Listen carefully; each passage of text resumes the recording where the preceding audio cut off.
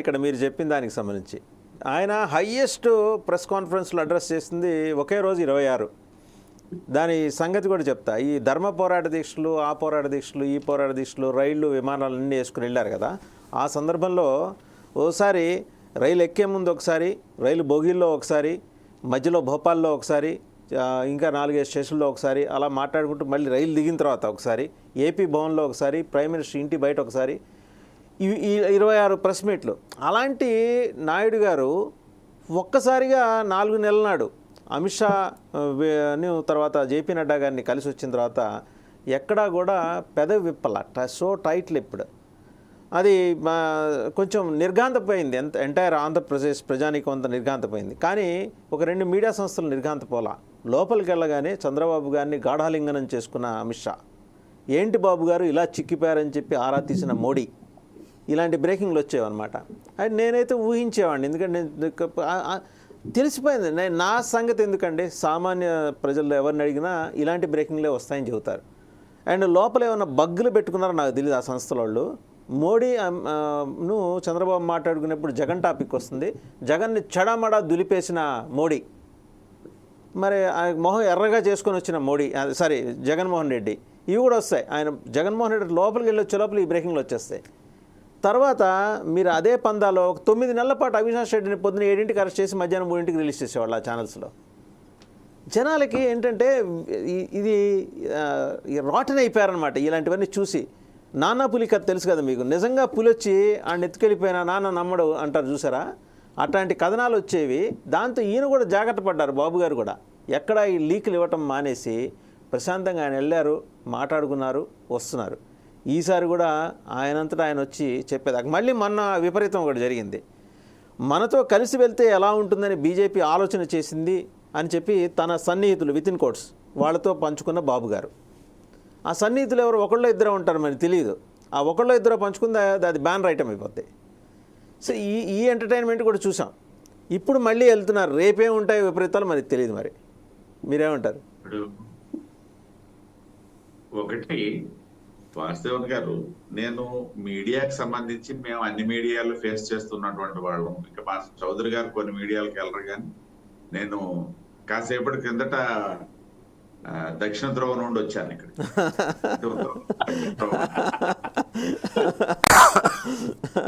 Actual గా ఈ time అప్పుడు నేను ఉత్తర ధ్రువంలో ఉండాలి ఇప్పుడు, కాకపోతే మీకు ముందు కమిట్ అయిపోయాను కాబట్టి ఉత్తర ధ్రువంకి వెళ్లకుండా భూమధ్య రేఖ మీద ఆగిపోయాను. కాబట్టి నేనేమంటానంటే ఈ ఉత్తర ధ్రువాలు, దక్షిణ ధ్రువాలు ఆంధ్రప్రదేశ్ రాజకీయాల్లో మేజర్ రోల్. వాటిని తీసుకొచ్చి నేను ఇటు చంద్రబాబు నాయుడు గారికి కానీ లేకపోతే అటు జగన్మోహన్ రెడ్డి గారికి కొరకు నేను వెంటగట్టే దుర్మార్గపు ఆలోచన నేనైతే చెయ్యను. ఎందుకంటే అది వాళ్ళకి వ్యక్తిగతంగానే వదిలేయడం మంచిది. మాకందరూ సమానమే కాబట్టి అందువల్ల నేను ఏవి పేర్లు పెట్టకుండా ధ్రువాలకు పెట్టుకుంటాను. ఈ ధ్రువాలు భూమధ్య రేఖ, మేము భూమధ్య రేఖ మేమదే ఉంటాం. ఆ విధంగా మీలాంటి వాళ్ళు ఎవరైనా భూమధ్య రేఖలో ఉంటే వాళ్ళతో కొన్ని మనసువి పంచుకుంటాం. ఎందుకంటే మళ్ళీ ఉత్తర ధ్రువంలోకి వెళ్ళేటప్పుడు అక్కడ ఉన్న చలికి, దక్షిణ ధ్రువంలోకి వెళ్ళేటప్పుడు ఇక్కడ చలికి మళ్ళీ తట్టుకోలేము, షేర్ చేసుకోలేము. కాబట్టి మీరు ఇందాక అన్నటువంటిది నా ఫస్ట్ హాఫ్ లో కూడా నేను ఎప్పుడు వెళ్ళలేదు అనడానికి కారణం కూడా మేబీ భూమధ్య రేఖలో ఉన్నాను. ఉత్తర దక్షిణ ధ్రువాల్లో ఉంటే మళ్ళీ అటువంటి షేరింగ్ రాదు. పైగా ఈ భూమధ్య రేఖ మీద శ్రీనివాస్ చౌదరి గారు లాంటి ఆత్మీయులు కూడా ఉన్నారు కాబట్టి maybe beauty of Srinivas Chowdary garu sir, beauty of Srinivas Chowdary garu అంటే ఈ so transparent leader in TDP అండి. ఆహ్లాదంగా ఉంటారు, మనిషి కల్మషం లేకుండా మాడతారు. ఏమైనా తప్పున్నా కూడా ఎస్ మా వైపు నుంచి పొరపాటు జరిగిందని ఒప్పుకుంటారు. ఆయనలో ఉన్న గొప్పతనం అది. కొన్ని సంవత్సరాలుగా మేము కలిసి మాట్లాడుకుంటున్నాం కాబట్టి, అంటే బద్ధ విరోధులుగా మాట్లాడుకున్నప్పుడు ఉన్నాము, ఇవాళ ఏదో కొంచెం శృతిమెత్తగా తగిలించుకున్నటువంటి సందర్భంలోనూ ఉన్నాము, రేపు ఎప్పుడైనా అయితే ఉంటాం. కాబట్టి నేను వారి మనోభావాలు తెలిసి నేను అన్నాను. అయితే ఏంటంటే ఇక్కడ ఇప్పుడు మీడియా వార్తలు మన ఆంధ్రప్రదేశ్ రాష్ట్రంలో ఎవరికి అన్వయించినా సరే, నేను చెప్పేది క్లియర్ గా చెప్తున్నా, అది ఒక రకంగా అది పాపపు చర్య కింద మనం పరిగణించాలి తప్పిస్తే ఎవరికి అంటగట్టే పరిస్థితి ఇవాళ లేదు. ఖచ్చితంగా ఏంటంటే ఒకటైతే మాత్రం వాస్తవం, రాష్ట్రంలో ఒక ఉమ్మడి ఎజెండా అయితే ఉంది. ఇప్పుడు ఉన్నటువంటి ప్రభుత్వానికి సంబంధించి ఈ ప్రభుత్వం గద్దె దిగాల, అయితే గాని ఈ రాష్ట్రంలో అభివృద్ధి, నేను మళ్ళీ సంక్షేమం గురించి కూడా మాట్లాడాను. ఎందుకనేసి అంటే ఇప్పటికే ఏదైతే చంద్రబాబు నాయుడు గారు, పవన్ కళ్యాణ్ గారు మొన్న బహిరంగ సభలో ప్రకటించినటువంటి సంక్షేమ కార్యక్రమాల నేపథ్యంలో ఏదైతే ఇవాళ వైసీపీ వాళ్ళు ఏమని అడుగుతున్నారంటే, మరి అవన్నీ మీరు సంక్షేమం వద్దని అన్నారు కదా, ఇవాళ మీరెందుకు ఇంకా అధికంగా ప్రకటిస్తున్నారు అన్నటువంటి ప్రశ్న వస్తుంది. నేను వాళ్ళకు కూడా సమాధానం చెప్పాను. సంక్షేమం వద్దని చెప్పేసి మేమైతే అలా భారతీయ జనతా పార్టీగా సంక్షేమంతో పాటు అభివృద్ధి కావాలని చెప్పేసి మేము మాట్లాడాం. సబ్జెక్టు కరెక్షన్ ఏ పార్టీ వాళ్ళైనా అలాగే మాట్లాడతారని చెప్పేసి నేను తెలుగుదేశం వెర్షన్ కూడా నేను మాట్లాడేస్తుంటాను. కాబట్టి ఇప్పుడు ఉన్నటువంటి పరిస్థితుల్లో అభివృద్ధి ఏదైతే రాష్ట్రానికి సంబంధించినటువంటి అభివృద్ధి వరకు చూసుకున్నట్లయితే ఖచ్చితంగా ఈ ప్రభుత్వం మారాలా, ఇది ప్రధానమైనటువంటి ఎజెండా. అదే ఒకప్పుడు గత ఎన్నికల సందర్భంలో మా ఓటంతా కూడా నేను ఎవరు ఏమనుకున్నా సరే ధైర్యంగా చెప్పగలను. మీలాంటి విజ్ఞులు ఒక ఆయన చెప్పాడు, భారతీయ జనతా పార్టీకి ఎప్పుడో 18% ఓట్లు రావడం కాదు సార్, ఇప్పటికి కూడా ఈ రాష్ట్రంలో మీకు 15 నుండి 18% ఓట్లు మీకు ఉన్నారు.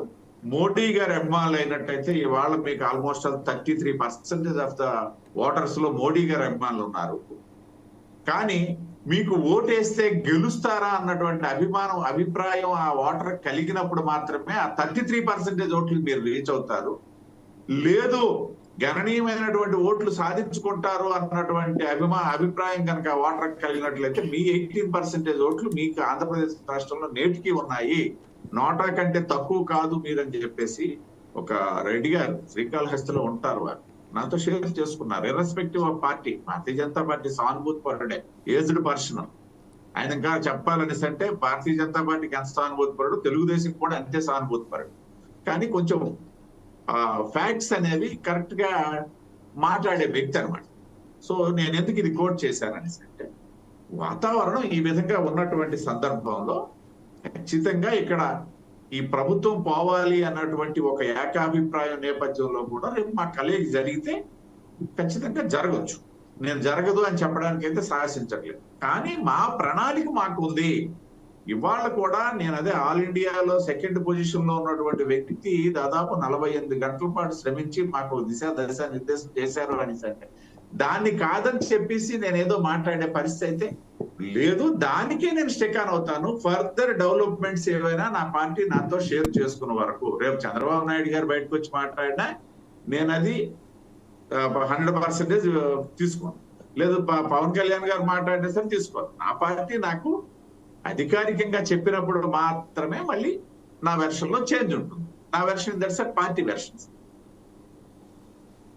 Right sir, thank you Tirupatirao గారు, శ్రీనివాస్ చౌదరి గారు, అలాగే శ్రీనివాస్ గారు, thank you very much. So చాలా నిజంగా ఒక డీటెయిల్డ్ డిస్కషన్ అయితే ఈ ప్లాట్ఫామ్ నుంచి ఈరోజు జరిగింది.